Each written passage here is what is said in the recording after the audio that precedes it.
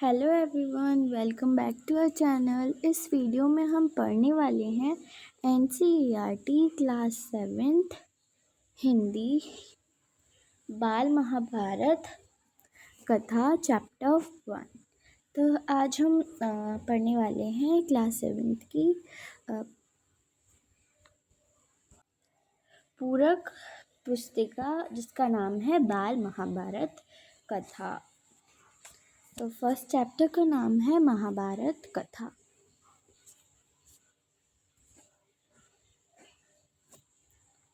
महाभारत की कथा महर्षि प्रशार के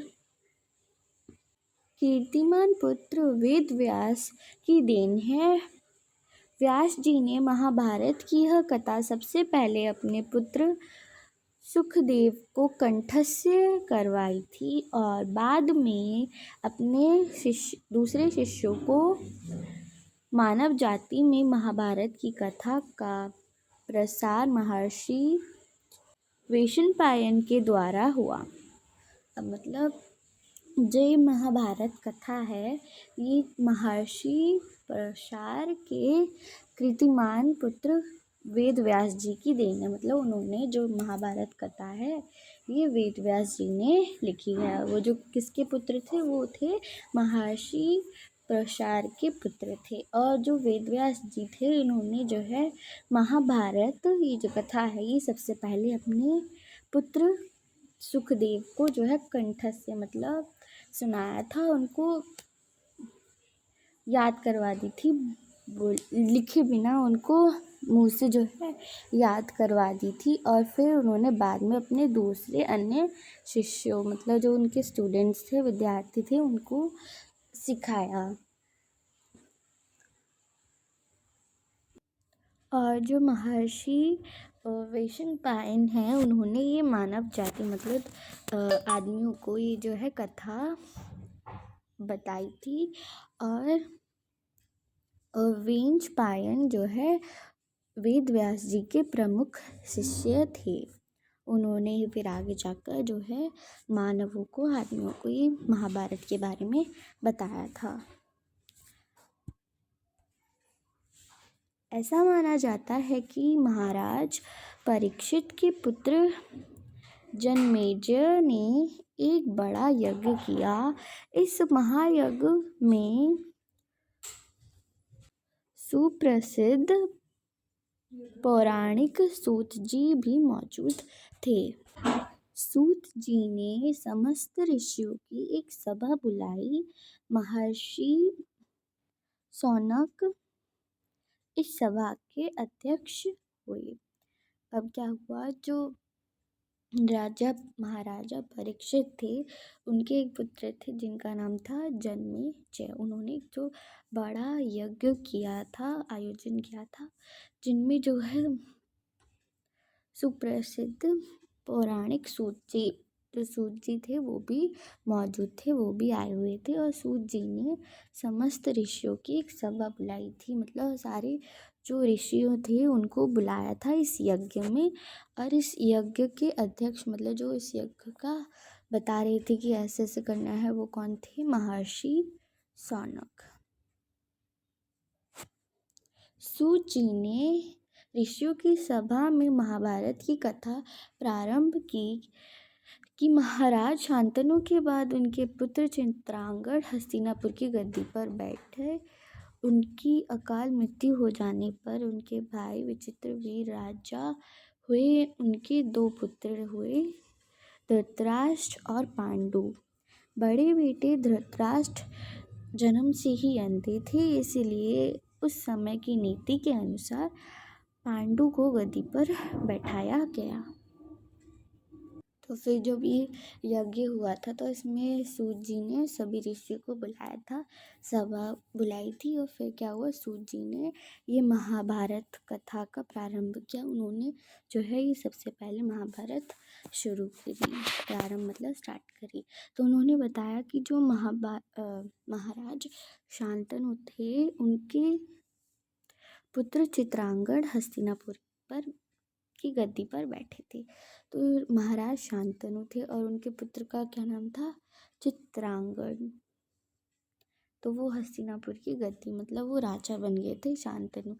महाराज शांतनु के बाद कौन राजा बने? उनके पुत्र चित्रांगद हस्तिनापुर की गद्दी पर बैठे, मतलब फिर उनके बाद वो राजा बनने पर उनकी जो है अकाल मृत्यु, मतलब जल्दी ही उनकी जो है मृत्यु हो गई थी। तो उनके बाद जो है राजा कौन बनता हस्तिनापुर का? तो शांतनु जी के दो पुत्र थे, चित्रांगद, और वो तो मर गए थे। फिर उसका जो छोटा पुत्र था मतलब चित्रांगद का भाई, वो कौन थे? विचित्रवीर। तो फिर वो राजा बन गए थे। तो विचित्रवीर के जो है दो पुत्र थे, वो कौन थे? तो वो थे धृतराष्ट्र और उनके छोटे बेटे थे पांडु। तो बड़े बेटे जो धृतराष्ट्र थे वो जन्म से ही अंधे थे, मतलब वो देख नहीं सकते थे। जब से वो पैदा हुए थे, जब से उन्होंने जन्म लिया था, वो अंधे ही थे। तो उस समय की जो नीति थी उसके अनुसार जो है, उस समय की नीति के अनुसार जो है धृतराष्ट्र को राजा नहीं बनाया गया, लेकिन वो ज्येष्ठ पुत्र थे विचित्रवीर के, मतलब बड़े बेटे थे, लेकिन जो वो अंधे थे इसलिए उनको जो है राजा नहीं बनाया गया। उनके छोटे पुत्र पांडु को राजा बनाया गया। पांडु ने कई वर्षों तक राज्य किया। दो रानियां थी, कुंती और माद्री। कुछ समय राज्य करने के बाद पांडु अपने किसी अपराध के पश्चाताप के लिए तपस्या करने जंगल में गए। उनकी दो रानियां भी उनके साथ ही गई। वनवास के समय कुंती और माद्री ने 5 पांडवों को जन्म दिया। कुछ समय बाद पांडु की मृत्यु हो गई। अब क्या हुआ, जब पांडु को जो है राजा बनाया गया तो पांडु ने कई वर्षों तक जो है हस्तिनापुर पर राज किया। और फिर जो उनकी शादी हुई तो उनकी दो रानियां थी। पहली उनकी जो रानी थी उनका नाम था कुंती और दूसरी थी माधवी। तो कुछ समय बाद उनसे जो है एक अपराध हो गया था, मतलब उन्होंने जो है किसी को जो है मार दिया था। तो उसके पश्चाताप के लिए वो तपस्या करने के लिए जो है जंगल में गए थे वनवास काटने के लिए। तो उनके साथ जो है उनकी दो रानियां कुंती और माद्री भी उनके साथ वन में गई थी। तो वनवास के समय जो है कुंती और माद्री ने जो है 5 पांडवों को जो है जन्म दिया था। और कुछ समय बाद जो है पांडु की भी जो है मृत्यु हो गई थी, मतलब वो मर गए थे। 5 अनाथ बच्चों का वन के ऋषि मुनियों ने पालन पोषण किया और पढ़ाया लिखाया। अब जब जो पांडु जो है मर गए थे तो उनके 5 बच्चे थे, पुत्र थे, तो वो अनाथ हो गए थे। तो जो जहाँ पर वो रहते थे वन में, तो वहाँ के जो ऋषि मुनि थे, उन्होंने उन 5 का जो है पालन पोषण किया, उन्हें जो है पढ़ाया लिखाया, मतलब ज्ञान वगैरह उन्हें दिया। और जो पांडु थे उनके जो सबसे बड़े ज्येष्ठ पुत्र थे वो कौन थे? युधिष्ठिर। तो जब युधिष्ठिर 16 वर्ष के हुए, 16 वर्ष मतलब 16 ईयर्स के जब हुए, तो ऋषियों ने 5 कुमारों को हस्तिनापुर ले जाकर पितामह भीष्म को सौंप दिया। जब युधिष्ठिर 16 ईयर्स के हुए तो ऋषियों ने जो है 5 पांडवों को, जो पांडु के जो 5 पुत्र थे उनको लेकर हस्तिनापुर, जहाँ पर पांडु जो है राज करते थे, मतलब जहाँ पे उनका घर था, वहाँ पर उनको लेके गए। और जो पितामह भीष्म थे उनको 5 पांडवों को उनको दे दिया, मतलब उनको सौंप दिया। 5 पांडव बुद्धि से तेज और शरीर से बली थे, मतलब जो 5 पांडव थे वो बहुत ज़्यादा बुद्धिमान थे और शक्तिशाली भी थे। शरीर से बली मतलब शक्तिशाली थे। उनकी परख बुद्धि और मधुर स्वभाव से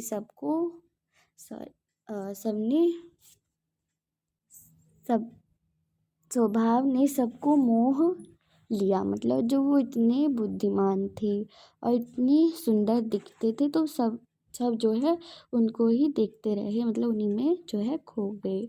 यह देखकर धृतराष्ट्र के पुत्र कौरव उनसे जलने लगे और उन्होंने पांडवों को तरह तरह के कष्ट पहुंचाना शुरू किया। अब जब जो है ये सब जो है धृतराष्ट्र के पुत्र, अब धृतराष्ट्र कौन था?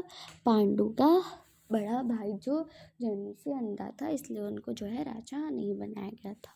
तो धृतराष्ट्र के पुत्र थे, उनके कितने पुत्र थे?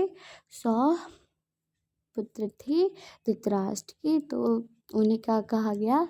कौरव। तो कौरव जो है ये सब देखकर जलने लगे कि पहले से जो है महल में कौन रहते थे? कौरव रहते थे। तो सभी जो है उनको जो है पसंद करते थे। जब से जो ये 5 पांडव आए हैं, सब उन्हीं के पीछे पीछे जाने लगे, मतलब उन्हीं के जो है सम्मान करने लगे, उन्हीं से जो है पूछने लगे। तो ये सब देखकर जो है कौरव जो है जलने लग गए। तो उन्होंने पांडवों को तरह तरह के कष्ट, मतलब दर्द पहुंचाना जो है उनको शुरू कर दिया। मतलब किसी भी तरह से उनको जो है आराम से जीने नहीं देते थे, उनको हर बार जो है कष्ट पहुंचाते रहते थे। दिन पर दिन कौरव और पांडवों के बीच वैर भाव बढ़ता गया। अंत में पितामह भीष्म ने दोनों को किसी तरह समझाया और उनके बीच संधि कराई। मतलब दिन ब दिन, मतलब कई दिन, जैसे ही अगला दिन आता तो वो कई और जो है साजिश रचते पांडवों के प्रति कौरव। तो क्या होता, वो दोनों जो उनके बीच जो है लड़ाइयाँ और ज़्यादा ही बढ़ गई। तो ये सब जो है पितामह भीष्म देख रहे थे। तो उन्होंने एक दिन क्या करा, दोनों मतलब कौरवों और पांडवों के बीच जो है पहले तो उन्हें समझाया कि तुम भाई होकर जो है लड़ो मत, और उनके जो है फ्रेंडशिप, मतलब उनके बीच में दोस्ती संधि कराई। भीष्म के आदेश अनुसार कुरु राज्य के 2 हिस्से किए गए। कौरव हस्तिनापुर में ही राज करते रहे और पांडवों को एक अलग राज्य दिया गया, जो आगे चलकर इंद्रप्रस्थ के नाम से मशहूर हुआ। इस प्रकार कुछ दिन शांति रही। तो फिर क्या हुआ, पितामह भीष्म ने आदेश दिया था कि जो है कौरव राज्य, मतलब जो उनका राज्य था, उनके जो है 2 हिस्से कराए गए। एक तो हिस्सा आया जिसमें हस्तिनापुर भी था, वो किन्हें दिया गया? धृतराष्ट्र के पुत्रों कौरवों को वो हस्तिनापुर जो हिस्सा था वो कौरवों को दिया गया। और जो पांडवों को जो है दूसरा हिस्सा दिया गया, तो वो क्या था? इंद्रप्रस्थ। उनकी जो है, जैसे हस्तिनापुर कौरवों को मिला था, वैसे ही इंद्रप्रस्थ जो है पांडवों को मिला था। और वो राज्य था, तो बाद में जाकर उसका नाम इंद्रप्रस्थ रखा गया और उसी नाम से वो जो जगह है वो मशहूर हुई। और कुछ दिन तक जो है शांति रही, सब अपने राज्यों पर जो है ध्यान देने लगे।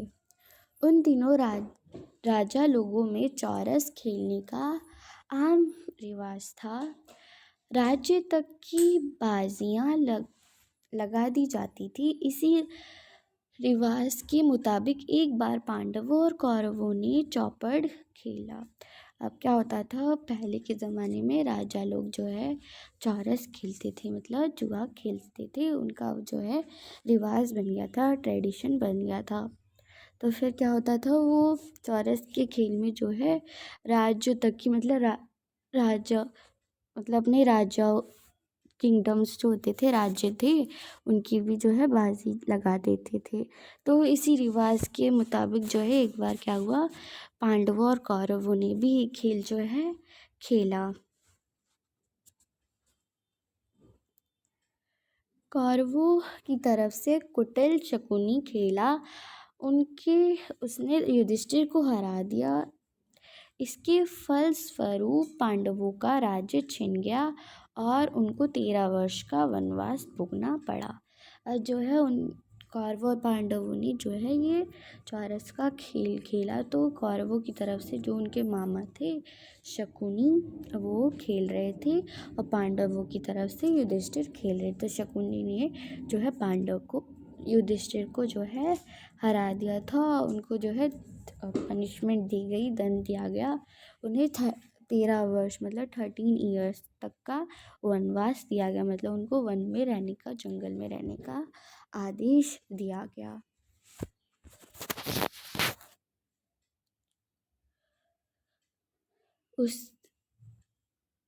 उसमें एक शर्त यह भी थी कि 12 वर्ष के वनवास के बाद एक वर्ष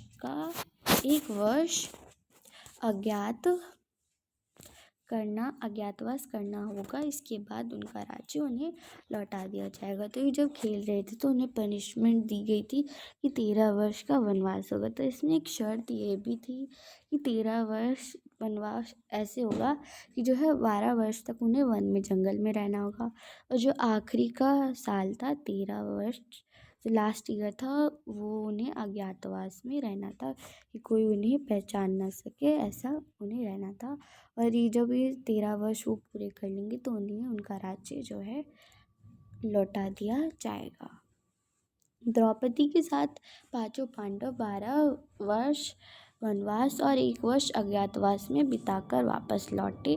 पर लालची दुर्योधन ने लिया हुआ राज्य वापस करने से इनकार कर दिया। अतः पांडवों को अपने राज्य के लिए लड़ना पड़ा। तो द्रौपदी जो है पांडव की जो है पत्नी थी, द्रौपदी के साथ वो सारे भाई 5 पांडव जो है अपना जो उन्होंने जो दंड मिला था, पनिशमेंट मिली थी, वो उन्होंने पूरी करी। क्या मिली थी?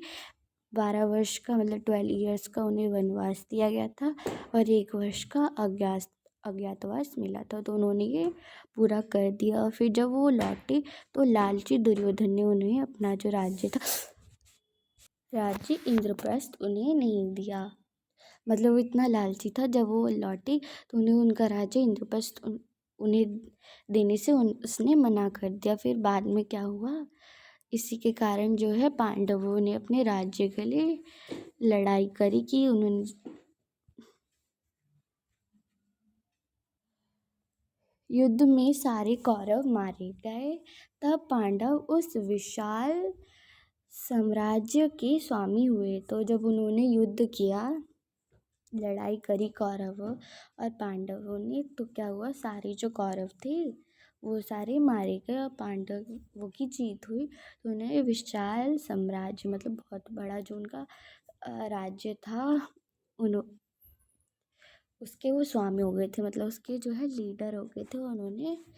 इसके बाद 36 वर्ष तक पांडवों ने राज्य किया और फिर अपने पोते परीक्षित को राज्य देकर द्रौपदी के साथ तपस्या करने हिमालय चले गए। तो फिर क्या हुआ, जब वो युद्ध से जीत गए थे तो पांडवों ने कितने वर्ष तक जो है राज्य किया? 23 वर्ष मतलब 36 ईयर्स तक उन्होंने जो है राज्य किया था उस विशाल साम्राज्य पर। और फिर जो है पांडवों के जो पोते थे, उसका क्या नाम था, परीक्षित को जो है उन्होंने ये विशाल राज्य जो है दे दिया था। और द्रौपदी उनकी पत्नी के साथ वो जो है हिमालय पर चले गए थे तपस्या के लिए। संक्षेप में यही महाभारत की कथा है। तो ये सारी जो है महाभारत की कथा कौन सुनाए थे? सूत जी जो है सभा को ये महाभारत सुना रहे थे। तो नेक्स्ट पार्ट में ये हमारा पार्ट 1 रहेगा। नेक्स्ट पार्ट में हम इसका देवव्रत स्टार्ट करेंगे। तब तक के लिए धन्यवाद।